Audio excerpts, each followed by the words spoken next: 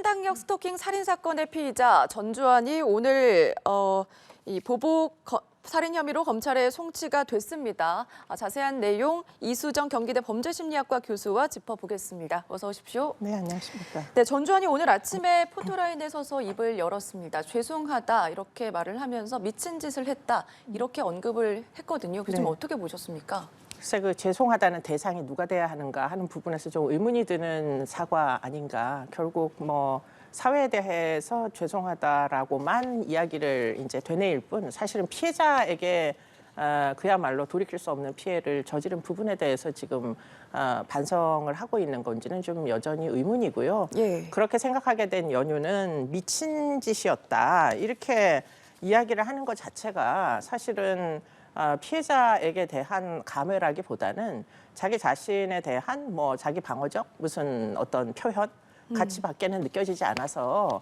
죄송하다는 말을 반복하기는 했으나 굉장히 공허하게 들렸습니다. 네. 네. 오늘 이 포토라인에 선 모습 그리고 이미 증명사진으로 이제 나왔었잖아요. 네, 네, 이거와 네. 관련해서 그러니까 일각에서는 괴리감이 좀 있다 이런 얘기도 좀 있었거든요.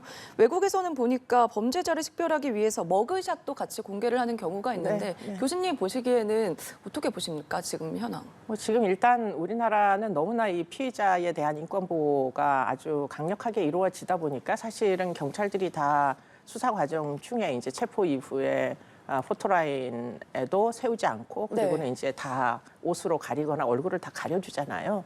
그러다 보니까 지금 이제 얼굴 공개를 할 때 어떤 장면을 공개해야 되는지가 아직 분명하게 어떤 지침이 있는 것 같지는 않습니다. 네. 결국에는 저렇게 어떤 체포되는 과정을 그냥 공개를 하면 되는 걸로 보이는데 그렇게 하기보다는 이제 피해자의 뭐 인권 보호 차원에서 좀 더 사진이 잘 나온 증명사진 같은 것들을 공개한다거나 이런 이제 기사들도 꽤 많이 발견이 됐더라고요. 네. 그러다 보니까 이제 시민들은 결국 이 잘 나온 그야말로 아주 뭐 면접 사진 같은 이런 사진과 지금 저 사람의 행태가 좀 다른 거 아니냐 이런 이제 지적들을 하시는 것 같습니다. 네. 네, 현실적으로 우리나라에서는 이제 당사자의 동의를 받아야 하기 때문에 가해자 편을 너무 들어주는 것 아니냐 이런 지적도 있었습니다. 네네. 한 달 전부터 범행을 계획하고 준비한 정황이 속속 드러나고 있는 상황인데요. 일회용 위생모를 우선 썼고요. 네. 그리고 근무지를 확인을 했고 수차례 주변을 돌아다니기도 했습니다. 그리고 휴대전화에 GPS 어플을 설치를 해서 수세 혼선을 빚어내기도 했었는데 굉장히 치밀하잖아요. 이때 심리는 어떤 상태라고 보십니까? 그러니까 이제 한 달 전부터 아주 치밀하게 계획을 했다라는 걸 뭐 논쟁의 여지 없이 인정할 만한 행적으로 보이고요. 네. 주거지가 중간에 변경이 된 그 상황이었던 것 같습니다. 아무래도 피해자가 너무나 불안을 느꼈기 때문에 아마 이동을 한 것 같고요. 그래서 결국에는 전 주거지 근처를 배회했던 것이 지금 이제 확인이 되고 있고 그리고는 지금 무엇보다도 흉기뿐만 아니라 위생모가 시사하는 바가 뭐냐. 결국 현장에서 무슨 일이 일어날지 아주 정확하게 알고 있었다. 네. 그리고는 도주를 하는데 온몸에 이제 뭐 출혈이 흔적이 남아가지고는 도주가 용이하지 않다. 이런 판단을 해서 위생모를 준비하지 않았나. 더군다나 이제 지금 양면 점퍼였다고 알려지고 있어서 네. 뭐 그럼 결국 변신을 목적으로 도주를 목적으로 지금 하지 않았나 이런 생각들을 하게 됩니다. 그러다 보니까 이게 뭐 처음에는 우발적인 살인이다 이렇게 본인이 주장했던 것 같은데 지금 아주 치밀하게 계획했던 점들이 수사를 통해 가지고 지금 차곡차곡 증거가 확보되고 있다 이런 생각인데요. 네. 이런 수사의 노력을 좀 피해자가 사망하기 전에 했었으면 얼마나 좋았을까 하는 아쉬움은 틀림없이 있습니다. 네, 경찰이 밝힌 내용도 보면요. 조사 과정에서 어차피 내 인생은 끝났다 이렇게 진술을 하고 중형, 구형의 피해자를 원망을 해서 범행을 계획했다 이렇게 원망이라는 단어를 썼거든요. 이건 어떻게 보셨어요? 근데 그 원망이라는 단어는 아마 경찰이 질문 안에 원망해서 했느냐 이렇게 질문했던 것 같고 그렇다 이렇게 시인한 것 같은데 네. 원망입니까? 이게 앙심입니까? 앙심이 훨씬 맞는 어휘겠죠. 원망이란 얘기는 원망을 할 만한 사안이 있었다라는 식의 이제 어떻게 보면은 합의 안 해준 걸 원망의 대상으로 삼았다. 그래서 결국에는 살해한 것도 합의 안 해줘서 지금 사망에 이르게 했다. 이런 논리, 예컨대 피의자의 논리를 강화하는 형태의 어휘를 쓴다는 거는 지금 이 사건에서는 좀 적절한 어휘는 아닌 것 같다.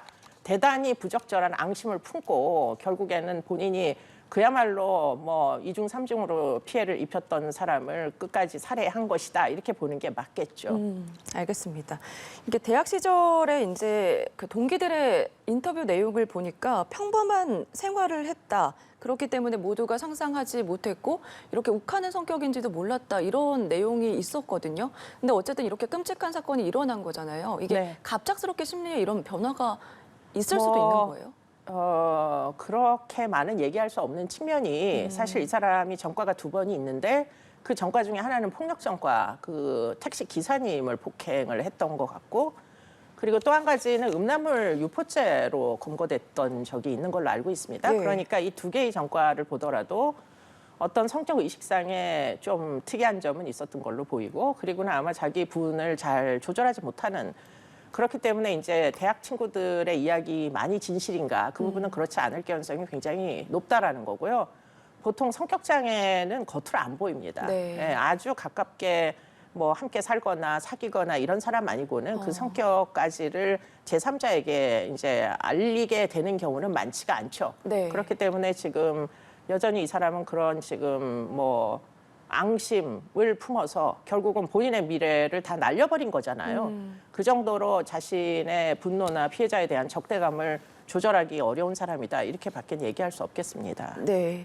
앞서도 말씀을 좀 해주셨어요. 스토킹 사망 사건이 일어날 때마다 매번 이제 지적이 나오고 있는 게 조금 더 법이 촘촘했으면 막을 수 있지 않았겠냐 이런 부분이거든요. 이번 사건만 봐도 불구속 상태로 재판을 받고 있던 상황이었습니다.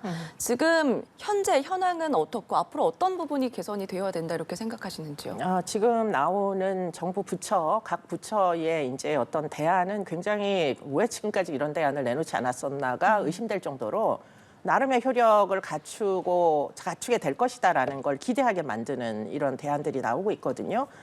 일단 이제 법무부에서 반의사 불벌죄를 폐지하겠다라고 네. 발표를 하셨습니다. 사실은 반의사 불벌죄가 없었으면은 피해자한테 합의해달라고 고소 취하해달라고 쫓아가지도 않았겠죠. 네. 그렇기 때문에 이제 결국은 반의사 불벌죄를 폐지하지 않으면 피해자의 신변 안전은 도모하기가 어렵다 이런 얘기가 사실 되는 거고 이번에 이제 법무부에서 지금 그 안이 나왔고 아마 이제 의원 뭐 개정안이 올라간 것으로 알고 있고요. 예. 그리고 또 한 가지 오늘 아침 뉴스에 난 내용 중에 굉장히 설득력이 있다라고 느낀 것은 대법원에서 조건부 이제 석방 제도 구속영장 청구 시에 네. 그래서 조건부 석방이라는 것은 이제 불구속 상태로 재판은 받게 해주는데 조건이 있는 거예요. 그 조건을 결국은 가해자를 감시하는 것으로 이 지금 사건을 피해자를 그야말로 피신시키는 데서 가해자를 감시하는 방식으로 형사정책의 무게를 좀 바꾸겠다. 피해자 가해자의 어떤 부담을. 그렇기 때문에 가해자를 감시하게 되면 아마 이 경우에도 피해자가 신고를 여러 번 했다니까 예. 아마 가해자 감시가 이루어져서 중간에라도 아마 피해자가 이렇게까지 허망하게 세상을 등지지 않게 만들 수 있었을 겁니다. 그렇기 때문에 지금 이야기하는 법원에서의 그 조건부 석방제도라는 거 하고 법무부에서 이야기하는 반의사 불벌죄도 폐지가 되고 네. 그리고 한 가지 더 이제 법무부에서 언급한 게 이제 전자감시 제도를 활용하겠다고 얘기했으니까 지금 만약에 전자감시를 조건부 석방을 할 때 구속영장 청구를 이제 그 구속영장을 인용하지 않으면서 대신에 불구속 상태로 재판을 받게 해줄 테니까 네. 절대 피해자에게 접근하지 말라라는 명령을 내리면서 전자감시를 붙였으면은 그러면은 지금 아마 이 뭐 그 가해자가 피해자에게 접근을 여러 번 못했을 거 아니에요. 네. 그러니까 지금 이제 대안으로 나오는 것들은 만약에 구현만 가능하면 상당히 피해자의 안전을 도모하는 데에 효력이 있을 것이다 이런 생각이 듭니다. 네. 경찰 쪽에서도 스토킹 긴급 응급 조치 판단 조사표를 조금 더 구체적으로 개선을 하기로 했거든요. 네. 다음 달부터 시행하기로 했는데 어떻게 좀 개선이 될 거다 보십니까? 이거는 상당히 이제 전문적인 기술들이 사실 필요합니다. 그러니까 현장에 출동하는 사람들은 일선 이제 지구대에 경찰들이 출동을 하잖아요. 네. 그런데 일선 지구대에 이제 현장에 출동할 때는 전과조차 열람할 수가 없게 돼 있어요. 그러니까 이 사람이 도대체 어떤 사람이라서 이렇게 피해자를 상습적으로 쫓아다니는지를 정확히 알 길이 없어요. 네. 그런데 이제 그런 것들을 경찰서에서 아마도 이제 여청과가 중심이 되든 아마 피해자 보호 업무를 하는 이제 부서가 중심이 되겠죠. 거기서 초기 단계에서부터 어떤 판단을 하겠다. 지금 1년에 이제 다음 달이면 스토킹 처벌법이 1년이 됩니다. 그런데 네. 신고된 사건이 한 2만 건 정도 된다고 알려지고 있거든요. 근데 2만 건이 다 위험하지는 않을 거예요. 그렇기 때문에 등급을 나누면 그러면 아마 가장 위험한 한 10% 정도만 경찰이 열심히 관리를 하면 네. 그리고는 구속영장 청구를 해서 법원에서 아까 이야기했던 뭐 여러 가지 임시 조치를 붙여가지고 불구속 상태로 재판을 받게 하면 그러면 피해자를 보호하는데 훨씬 용이해질 거라는 생각이 들고요. 네. 결국은 2천 건을 얼만큼 타이트하게 관리를 할 거냐 가해자들을 그것이 이제 관건인 것 같습니다. 네. 교수님께서는 스토킹 피해자 신변 보호 조치 부분에서도 목소리를 높이고 계시고 있는데 어떤 부분이 문제라고 보시고 앞으로 어떤 게 개선이 돼야 된다 생각하세요? 그러니까 스토킹 뭐 피해자 말씀하시는 거죠. 네. 피해자의 신변 보호는 사실은 제일 중요한 거는 이제 가해자가 접근하지 않도록 만드는 게 제일 중요하죠. 그리고는 이제 지금까지의 우리의 철학은 피해자만 보호하면 된다고 생각을 하고 피해자에게 스마트워치를 제공하고 피해자를 주거지로 옮겨주고 이런 식으로 했지만 이번 사건에서 우리가 너무 명확하게 봤잖아요. 주거지 옮겨봤자 수단과 방법을 안 가리고 찾아 들어온다. 그렇기 때문에 지금 피해자 보호는 가해자 감시로부터 출발해야 된다라는 것이 이제 가장 중요한 포인트라고 보이는데 네. 지금 사법기관에서 가해자 감시를 지금 구현할 수 있는 방법을 여러 가지 방법을 연구를 하겠다 이렇게 발표를 하셔가지고 피해자 보호는 뭐 지금까지처럼 잘 이제 관리를 해야 되겠지만 피해자만 보호해가지고는 예를 들자면 스마트워치 만약에 눌렀다고 성공적으로 눌렀다고 합시다. 네. 경찰이 출동할 때까지 5분 정도가 걸리는데 그 사이에 지금 칼부림이 나는 거잖아요. 네. 그러니까 피해자만 보호해가지고는 피해자의 생명권을 절대 보호하기는 일단 어렵다. 가해자를 분리 조치하는 방법을 열심히 이제 네. 고안해야 된다라는 거죠. 네. 분리 조치가 가장 중요하고 또 인식의 변화가 필요한 것 같습니다. 그렇습니다. 네, 스토킹 범죄의 특이성도 좀 짚어봐야 할 것 같아요. 이렇게 나날이 계속해서 늘고 있는 상황인 거잖아요. 근데 이게 스토킹 범죄가 유독 강력 범죄로 이어지는 이유도 궁금하거든요. 범죄 심리는 어떤 상황인 건가요? 그러니까 보통 우리가 연구를 해보면은 저희가 이제 판결문 분석을 해봤는데 네. 파트너끼리 죽인 사건들이 많잖아요. 혼인관계이거나 아니면 연인관계이거나 그런 사건들을 지난 10년어치를 다 모아가지고 분석을 해보면 핵심이 뭐냐면 앙심을 품게 되면 죽이겠다는 앙심을 품게 되면 스토킹을 하게 되고요. 그러면 인명피해가 나는 거예요. 네. 그러니까 그런 앙심을 먹지 않으면 스토킹도 하지 않고 사실은 인명피해까지 이어지지가 않기 때문에 계획살인이 유달리 많습니다. 스토킹 살인의 경우에는. 네. 그렇기 때문에 스토킹을 미리 막으면 스토킹을 제재하고 구속을 시키고 뭐 여러 가지 전자 감시를 하고 그러면은 스토킹을 막음으로 해서 여성이 피해자가 되는 살인 사건을 줄일 수 있다. 이런 얘기가 사실 되는 거기 때문에 예. 앞서도 반복되는 얘기이지만 일단은 이 가해자들을 상습적으로 스토킹을 하는 문제의식이 없는 피해자 보호 명령을 내려도 접근 금지 명령을 어기고 과태료라도 물면서 내가 괴롭히겠다라고 의지를 불태우는 네. 이런 자들이 사회적으로 제재를 받을 수 있도록 그렇게 관리 감독을 철저히 할 방법을 연구하셔야 되는 거예요. 예. 네.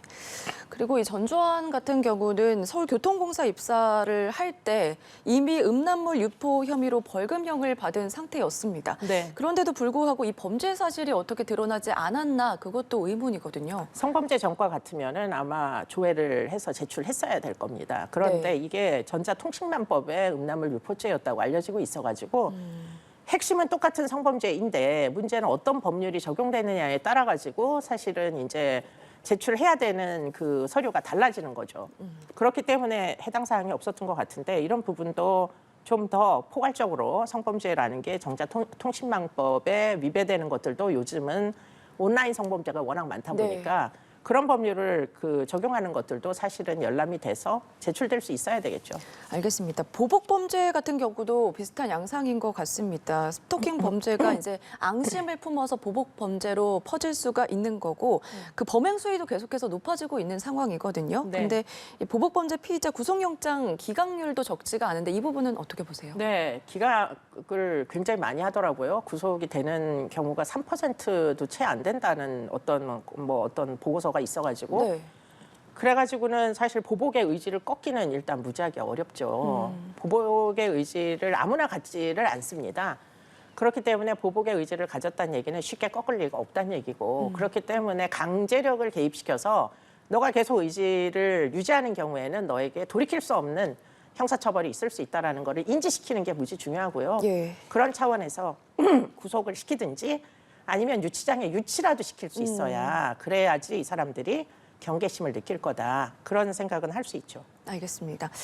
그런 와중에 말씀을 해주셨지만 스토킹 범죄 계속해서 늘고 있는 상황이고요. 과거에 또 보니까 자신의 국선 변호인이었던 변호사를 스토킹을 하고 그 사무실에 불을 지르겠다 협박을 한 남성이 경찰에 붙잡혔습니다. 이 사건은 어떻게 보셨어요? 뭐 이제 변호사들의 신변 안전이 위험해진 뭐 사유는 지금 뭐 과거에 이제 방화 사건도 있었고 네. 하기 때문에 변호사들이 현장에서 굉장히 어려움을 겪고 계시다는 건 너무 잘 알고 있어요. 네. 그렇기 때문에 이제 신변 안전이라는 것을 아주 분명하게 해줘야 되고 이거를 변호사이기 때문에 보호해야 되는 게 아니라 스토킹 사건으로 이거를 아주 엄중하게 처벌할 수가 있어야 돼요. 아까도 여러 번 얘기했지만 스토킹 했다가는 내가 뭐 정말 패가 망신하겠구나 이런 생각을 할 수 있게 예. 엄벌을 할 수 있는 시스템을 만들어야 되고요. 네. 엄벌보다 더 앞선 것은 감시를 해가지고 피해자에게 접근을 하지 못하게 네. 만드는 게 우선돼야 된다. 가해자와 네. 피해자의 분리 조치가 굉장히 중요할 것 같은데 일단 경찰은 이 남성을 구속을 했고 피해자에게는 스마트워치를 지급을 했거든요. 네. 실효성이 그러면 없다고 보십니까? 그러니까 피해자에게 스마트워치를 지급을 하게 되면 일단 피해자는 안심을 어느 정도는 할 할 수 수가 있습니다. 있어요. 네. 심리적으로는. 근데 그것으로 완벽하게 그러면 피해자 보호가 되느냐? 그건 아까도 말씀드렸지만 그렇지가 못한 경우가 있기 때문에 스토커의 의지를 꺾는 사법 개입이 꼭 필요하다. 이렇게 얘기할 수가 있겠습니다. 네, 강력한 법 제화가 좀 필요한 시점인 것 같습니다. 네. 네, 오늘 여기까지 들어보겠습니다. 지금까지 경기대 범죄심리학과 이수정 교수와 함께했습니다. 고맙습니다. 네, 고맙습니다.